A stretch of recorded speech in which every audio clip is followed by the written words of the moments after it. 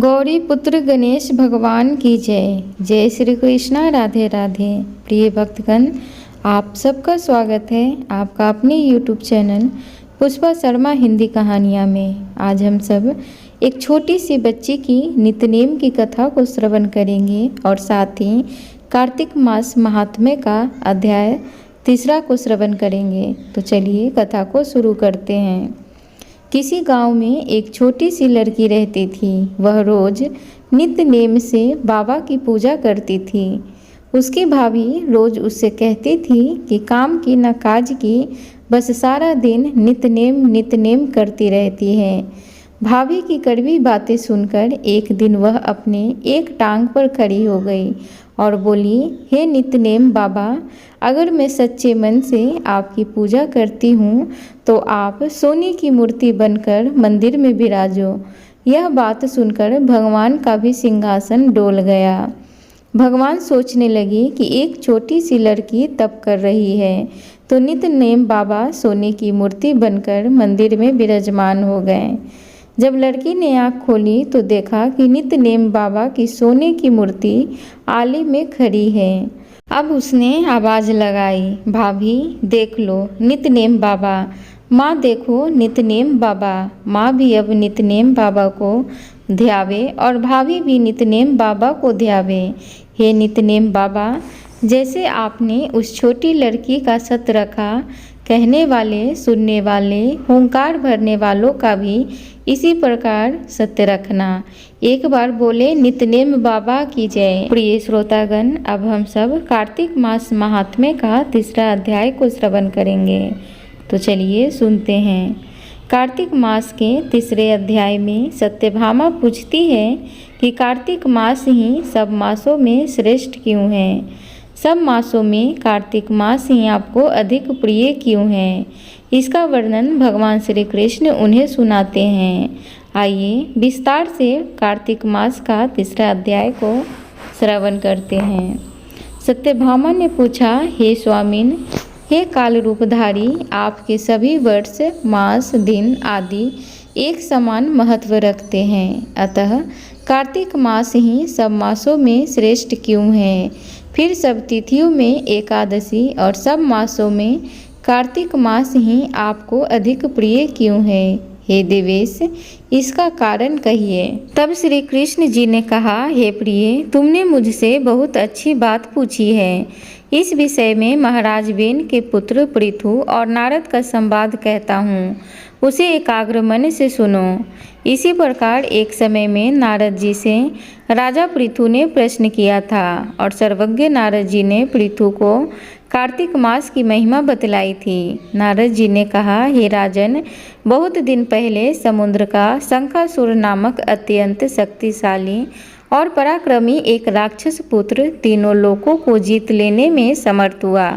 उस शंखासुर ने स्वर्गलोक में रहने वाले देवताओं को जीतकर और इंद्रादि 10 लोकपालों को अधिकारों को छीन लिया। उससे डरकर समस्त देवगण सुमेरु पर्वत की कंदराओं में अपनी स्त्री तथा कुटुंब के साथ उसका अवरोध करते हुए बहुत दिनों तक छिपे रहे। जब सब देवगण सुमेरु पर्वत की कंदराओं में आसन जमाकर निश्चित होकर रहने लगे, तब वह राक्षस सोचने लगा कि यद्यपि मैंने सब देवताओं को जीत लिया है और इनका अधिकार भी छीन लिया है, तो भी ये लोग बलवान ही ज्ञात होते हैं। अतः अब हमको क्या करना चाहिए? आज मुझे ज्ञात हुआ है कि ये सब देवता वेद मंत्रों से बलवान हो रहे हैं। उनके वेदों को हर लेने से स्वतः यह बलहीन हो जाएंगे। नारद जी ने कहा, ऐसा मानकर शंखासुर विष्णु भगवान को सोते देख सत्यलोक से स्वयं उत्पन्न समस्त वेदों को चुरा लाया। जिस समय वह वेदों को चुरा रहा था, उसी समय बीजों के साथ यज्ञ मंत्र उसके डर से जल में छिप गए। शंखासुर भी वेद मंत्रों और बीज मंत्रों को खोजता हुआ समुद्र के भीतर घूमने लगा, किंतु वह राक्षस उन वेद मंत्रों को एक स्थान पर कहीं भी नहीं पा सका। इसी समय ब्रह्मा जी भी सब देवताओं के साथ पूजन सामग्री और उपहार लेकर वैकुंठ लोक में विष्णु भगवान की शरण में पहुँचे। श्री विष्णु भगवान को प्रगाढ़ निद्रा से जगाने के लिए गाने बजाने तथा धूप गंध दीपों से बारंबार उनका पूजन करने लगे। उन लोगों की इस आराधना से प्रसन्न होकर विष्णु भगवान जाग उठे। उस समय देवताओं ने हजारों सूर्य के समान तेज वाले भगवान विष्णु को देखा। तत्पश्चात देवताओं ने विधिवत सामग्री द्वारा षोडशों उपचार से विष्णु भगवान का पूजन करके पृथ्वी पर दंडवत किया। तब विष्णु भगवान ने उनसे कहा, हम आप लोगों की इस कीर्तन तथा मंगल गाने से प्रसन्न हैं। आप लोग अपना अभीष्ट वर मांगे, मैं सहर्ष दूंगा। कार्तिक शुक्ल पक्ष की एकादशी प्रयत्न प्रातः काल में जो सज्जन आप लोगों के समान कीर्तन और मंगल करेंगे वे हमारे अति प्रिय होंगे और शरीर त्याग करने पर वैकुंठ में आएंगे। यह जो पाद, अर्घ्य, आचमन और जल आदि सामग्री आप लोग हमारे लिए लाए हैं वे सब अत्यंत गुणों वाली होकर आप लोगों को आनंदित करेगी। जो शंखासुर सब वेदों को चुरा ले गया है वे सब समुद्र में हैं। मैं उस सागर के दुष्ट पुत्र को मार कर ले आता हूँ। आज से मंत्र बीज और यज्ञों के साथ चारों वेद प्रतिवर्ष कार्तिक मास में जल में विश्राम किया करेंगे। अब मैं मत्स्य का रूप धारण करके समुद्र में जाता हूँ और आप लोग भी सब ऋषियों को लेकर हमारे साथ आवें। इस लोक के जो प्राणी कार्तिक में नित्य प्रातः काल में स्नान करेंगे वे अज्ञात में अभवृत स्नान के पुण्यफल के भागी होंगे। जो कार्तिक में स्नान और व्रत किया करेंगे, हे इंद्र, उनको तुम मेरे लोक में पहुँचा दिया करो। हे देवेंद्र, मेरी आज्ञा से उन प्राणियों को सब आपत्तियों से बचाते रहना। हे वरुण, तुम उन्हें पुत्र पौत्रादि संतान देते रहना।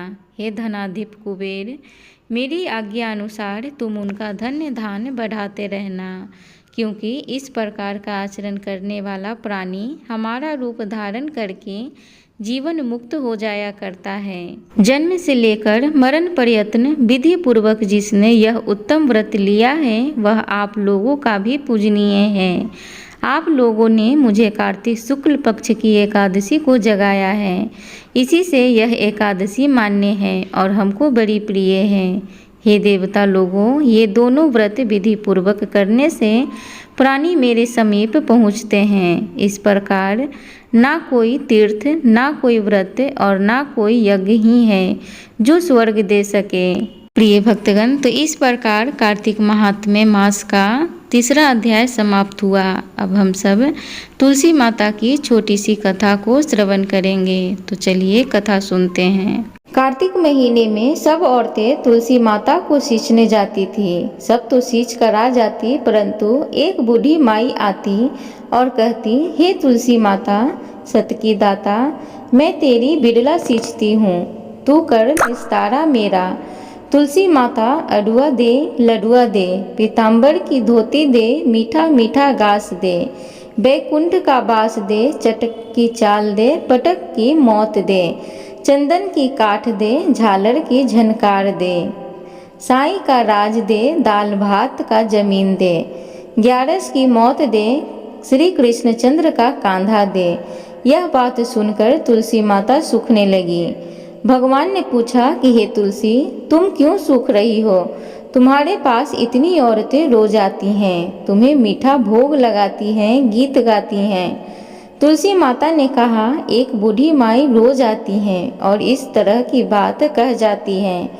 मैं सब बात तो पूरी कर दूंगी, पर कृष्ण का कांधा कहाँ से दूंगी? भगवान बोले, वह मरेगी तो कांधा मैं दे आऊँगा। कुछ समय पश्चात बूढ़ी माई का देहांत हो गया। सारे गांव वाले एकत्रित हो गए और बूढ़ी माई को ले जाने लगे, पर वह इतनी भारी हो गई कि किसी से भी नहीं उठी। सबने कहा, इतना पूजा पाठ करती थी, पाप नष्ट होने की माला फेरती थी, फिर भी इतनी भारी कैसे हो गई? बूढ़े ब्राह्मण के रूप में भगवान वहां आए और पूछा, ये भीड़ कैसी है? तब वहां खड़े लोग बोले, ये बूढ़ी माई मर गई है, पापिन थी इसलिए भारी हो गई है। किसी से भी उठ नहीं रही है। भगवान ने कहा, मुझे इसके कान में एक बात कहने दो, शायद उठ जाए। भगवान ने बूढ़ी माई के पास जाकर कान में कहा, बूढ़ी माई, मन की निकाल ले, अडुआ ले, लडुआ ले, पीताम्बर की धोती ले, मीठा मीठा घास ले, बैकुंठ का बास ले, चटक की चाल ले, चंदन की काठ ले, झालर की झंकार ले, दाल भात का जमीन ले, और कृष्ण का कांधा भी ले। इतना सुनना था कि बूढ़ी माई हल्की हो गई।